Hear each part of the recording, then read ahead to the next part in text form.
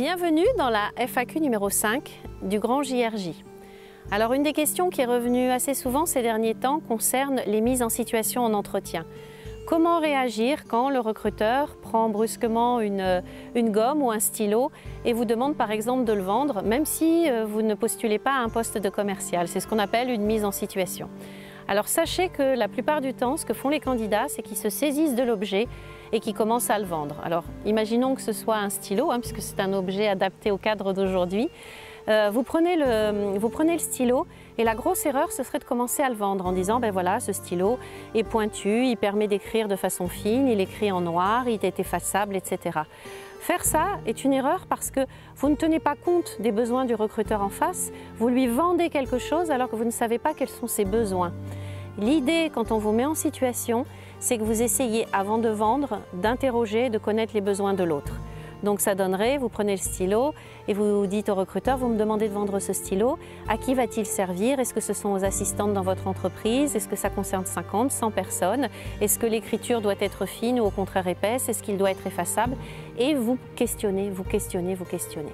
Que ce soit pour vendre un stylo, que ce soit pour vendre une gomme, que ce soit pour n'importe quelle mise en situation que l'on vous demande, avant de vous lancer, prenez de la hauteur de vue et interrogez.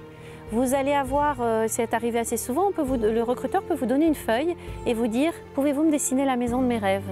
Et là aussi, les candidats prennent le stylo et commencent à dessiner la maison des rêves du recruteur sans connaître ses rêves.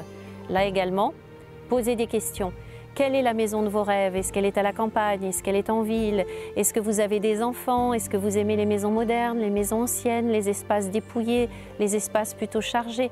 Et une fois que vous avez questionné, simplement là, vous pouvez répondre à l'exercice.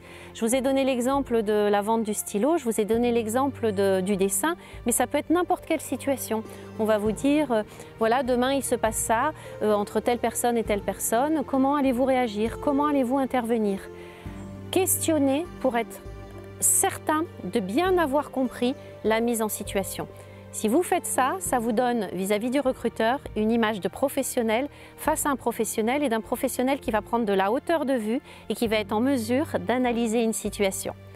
Voilà, j'espère que j'ai répondu à vos attentes. Je vous souhaite une très bonne journée, je vous souhaite de bien jouer dans le Grand JRJ et je vous donne rendez-vous pour la FAQ numéro 6. Au revoir!